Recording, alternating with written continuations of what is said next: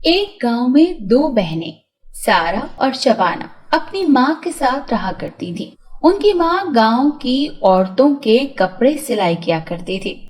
सारा और शबाना की माँ बहुत अच्छी सिलाई करती थी, जिस वजह से पड़ोस के गांव से भी लोग उसके पास सिलाई के लिए आते थे।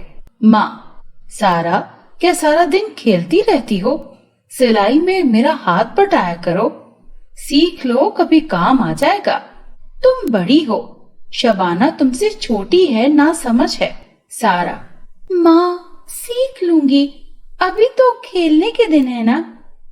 यूं वक्त गुजरता है और सारा और शबाना की माता की मृत्यु हो जाती है। शबाना, बाजी, घर में खाने के लिए कुछ है? मुझे भूख लगी है।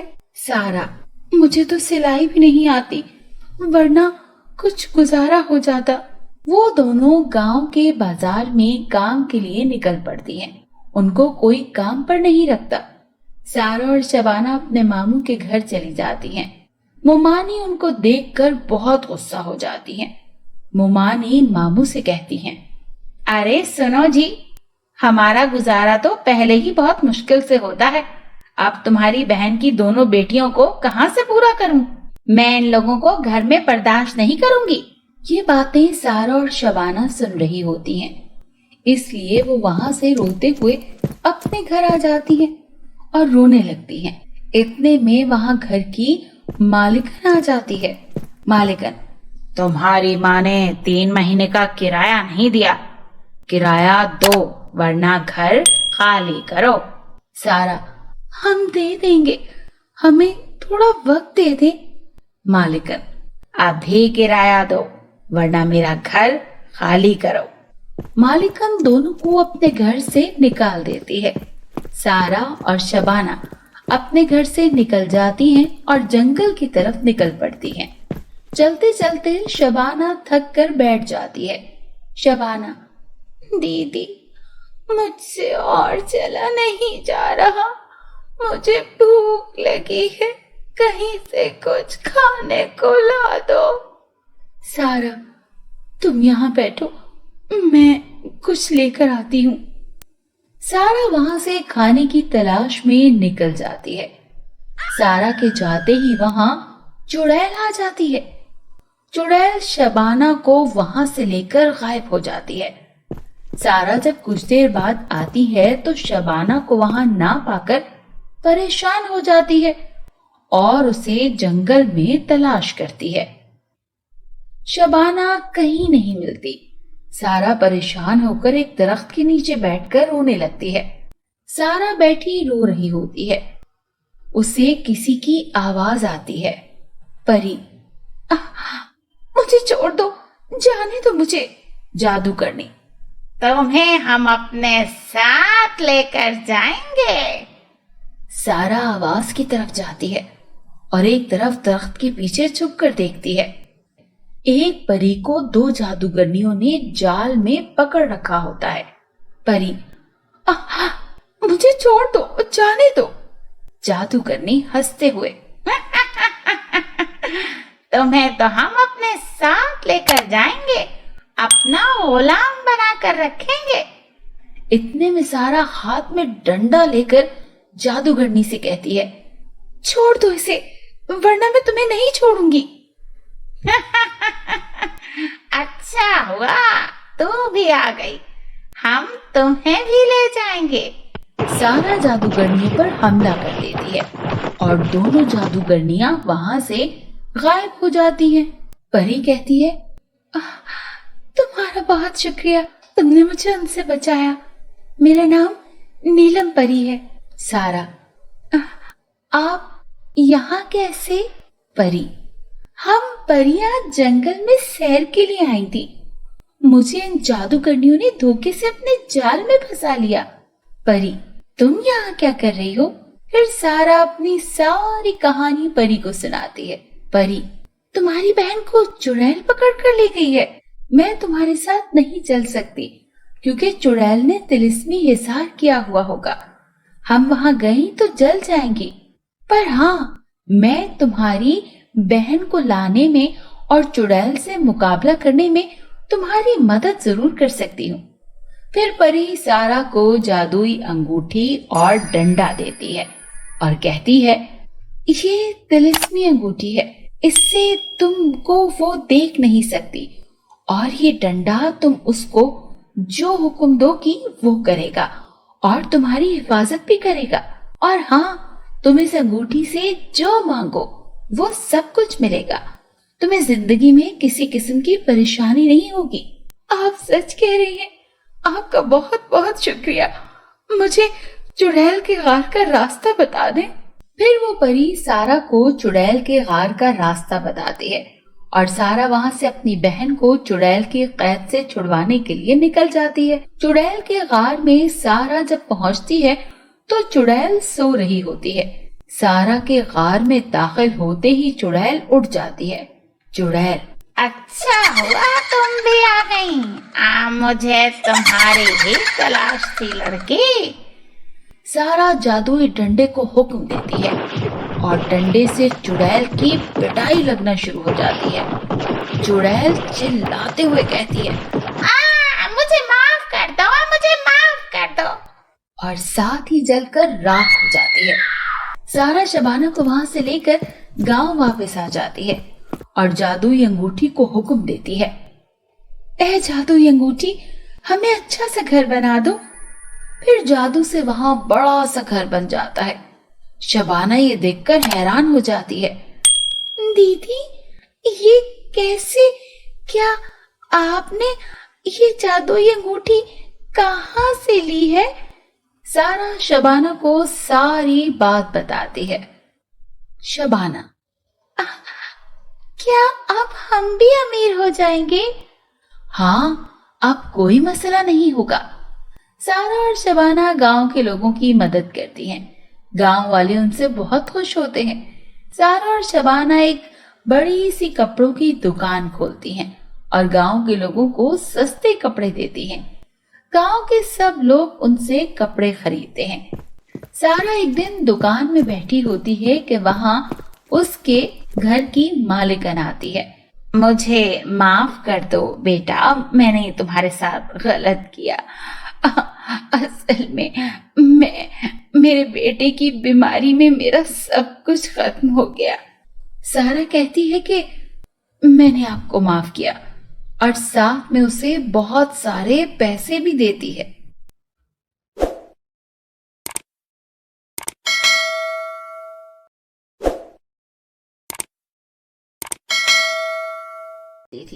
रीटा के माता पिता के जाने के बाद उसके चाचा रीटा को अपने घर लेकर आ गए। रीटा की चाची और उनकी लड़की निर्मल रीटा को बिल्कुल पसंद नहीं करते थे। एक दिन रीटा और निर्मल बाजार से आ रहे होते हैं। वहां एक बूढ़ी औरत लोगों से खाने के लिए मांग रही होती है। रीटा बूढ़ी औरत के पास जाती है और कहती है, अम्मा, क्या हुआ? क्यों परेशान हो? निर्मल, चल, इन गरीबों का तो काम ही मांगना है। बूढ़ी औरत, बेटा, सब मोह माया है, किस्मत बदलते देर नहीं लगती बेटी। रीटा उसकी मदद करती है और दोनों वहां से चली जाती हैं। रीटा की चाची रीटा से घर का सारा काम करवाती है, जबकि निर्मल कुछ काम भी नहीं करती और रीटा से लड़ती झगड़ती और उसको मारती है। रीटा जब खाना मांगती तो चाची उसको मारती और बुरा भला कहती। एक दिन रीटा की चाची सोफे पर बैठी हुई है। निर्मल कमरे में आती है। अम्मा, कल मेरी सहेली की सालगिरह है, मुझे नए कपड़े दिलवा दो। इतने में रीटा कहती है, चाची, मुझे भी एक सूट दिलवा दो। चाची गुस्से से, हाँ हाँ, तेरे माँ बाप खजाना छोड़कर गए हैं ना, खुद तो चले गए, ये अजाब हमारे सर छोड़ गए। रीटा, चाची वो। चाची गुस्से से चिल्लाते हुए, चल जाकर काम कर घर का। रीटा दिखने में काली पर अच्छे दिल की मालिक थी। वो सबकी मदद करती थी, जिसकी वजह से सब उसकी तारीफ करते थे। ये बात निर्मल को बिल्कुल पसंद नहीं थी। जिस वजह से वो उससे चिढ़ती थी। एक दिन जब निर्मल अपने कमरे में नहीं होती, रीटा निर्मल का मेकअप का सामान देखने लग जाती है। इतने में निर्मल ये देखकर जोर जोर से चिल्लाने लगती है, काली कलोटी, मेरा मेकअप सारा सामान तूने बर्बाद कर दिया। इतने शोर की आवाज सुनकर रीटा की चाची वहां आ जाती है। निर्मल, माँ देखो, इस मनहूस ने मेरा मेकअप का सामान बर्बाद कर दिया। चाची, अरे तू मनहूस जब से मेरे घर में आई है बर्बादी ही करती जा रही है। अपने माँ बाप को तो खा गई, हमें भी बर्बाद करेगी क्या? रीटा रोते हुए, चाची मैं तो बस।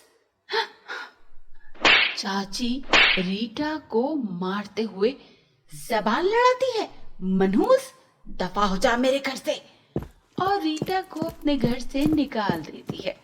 रीटा रोते हुए घर से चली जाती है और जंगल की तरफ निकल जाती है और एक दरख्त के नीचे बैठकर रोने लगती है।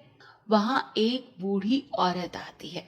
बूढ़ी औरत, क्या हुआ बेटी, क्यों रो रही हो?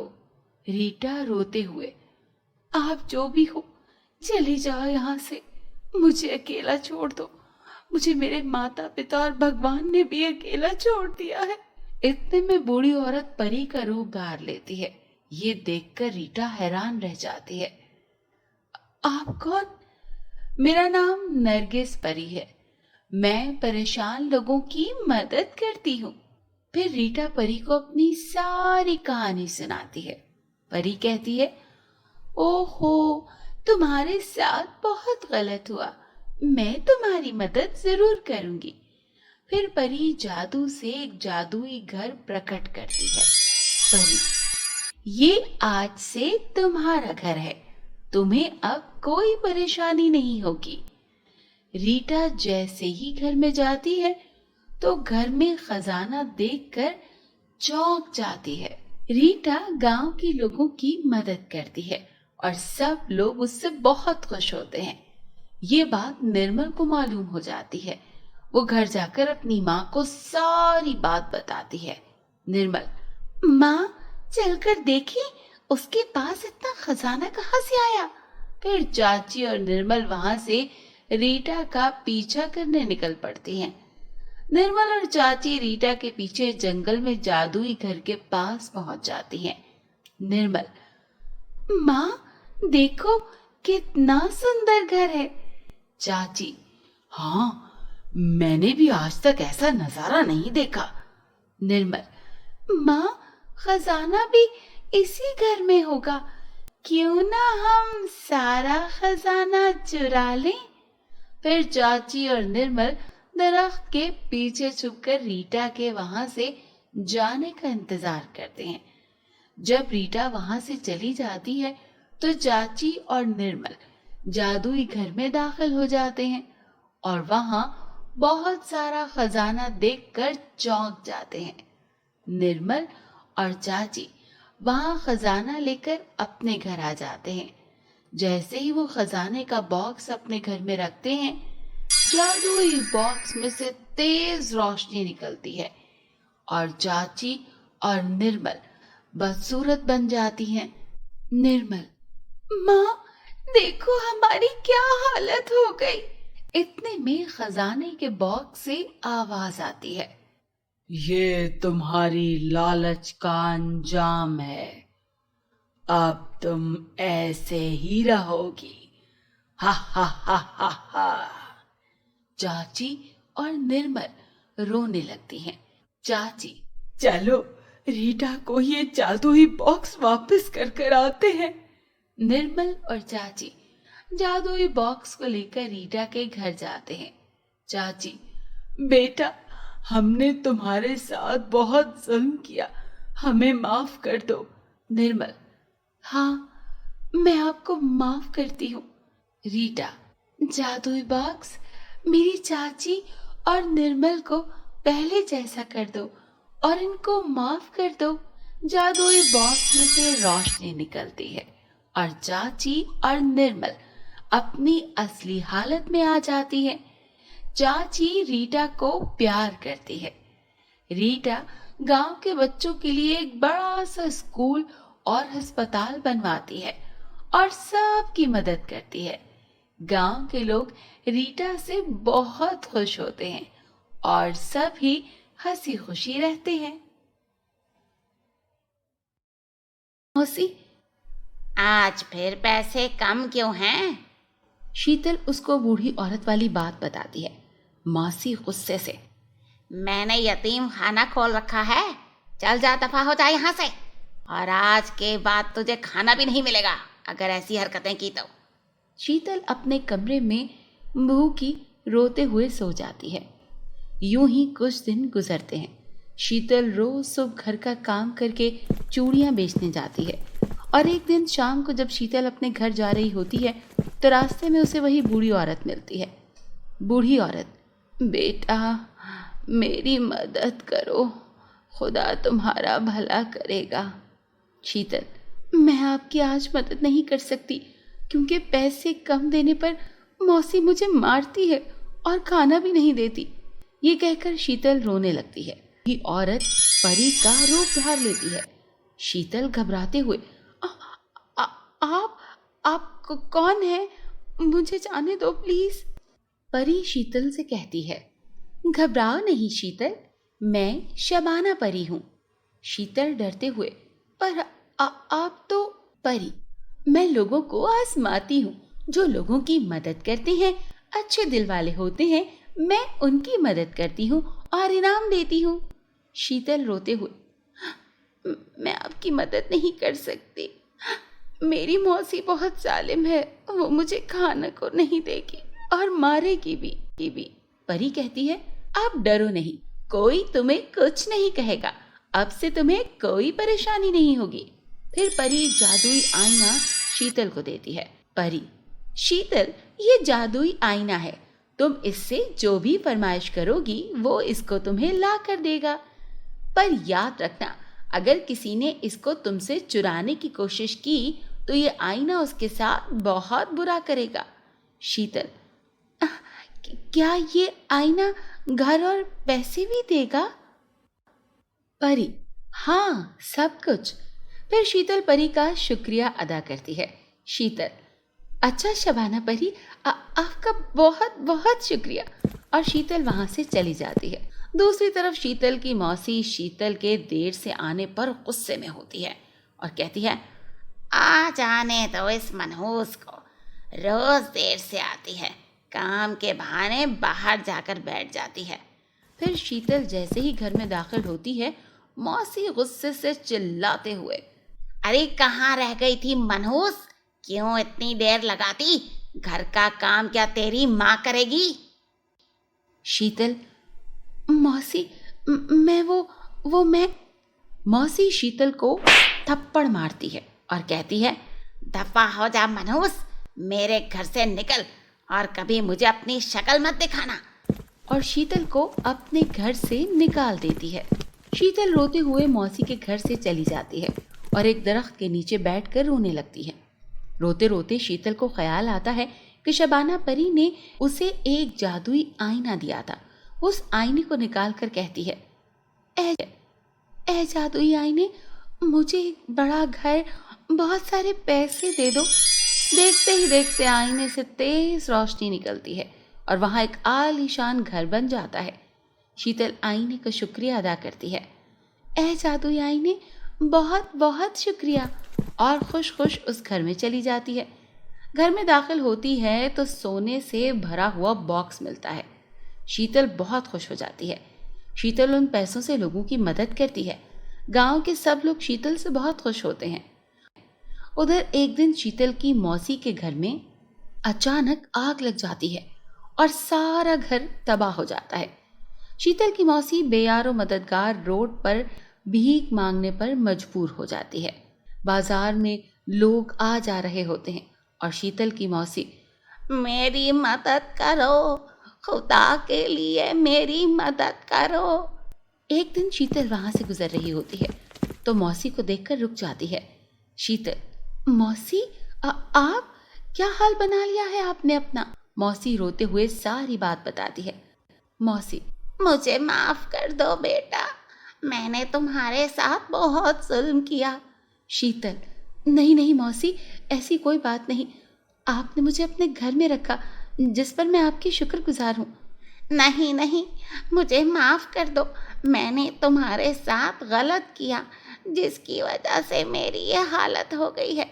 शीतल, आप मेरे साथ मेरे घर चलें, हम मिलकर रहेंगे। और मौसी को अपने साथ ले जाती है।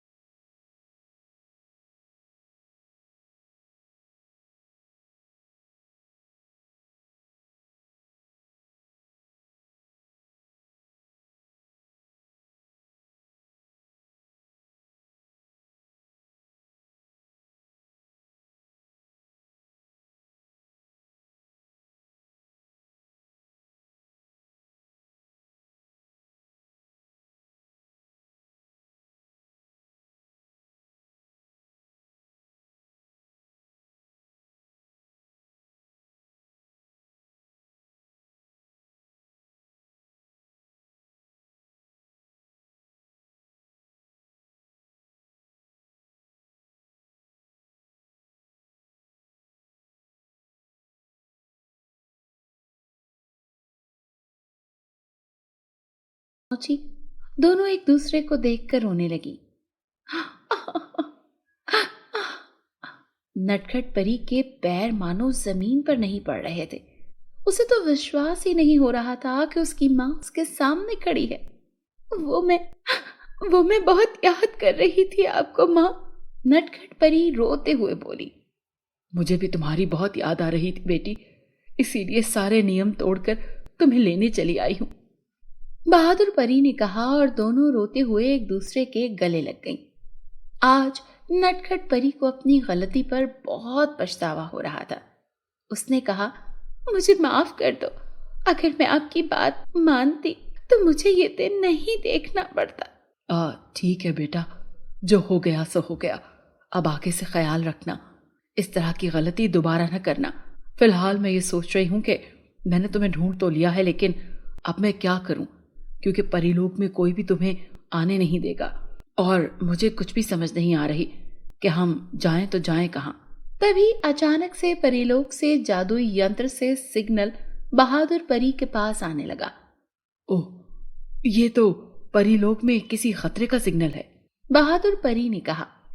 दरअसल परीलोक में दूसरे ग्रहों के लोगों ने आक्रमण कर लिया था और वो परीलोक को अपने कब्जे में लेना चाहते थे, और बहादुर परी के अलावा कोई भी इतना बलशाली और साहसी नहीं था कि उन दुश्मनों का सामना कर सके। उस समय ऐसा लग रहा था कि अब परीलोक बचेगा नहीं, लेकिन तभी उस वक्त नटखट परी को लेकर बहादुर परी परीलोक पहुंच गई और बाजी पलट जाती है। बहादुर परी अपनी जादुई छड़ी को निकालती है और देखते ही देखते परीलोक के सारे दुश्मनों को समाप्त कर देती है।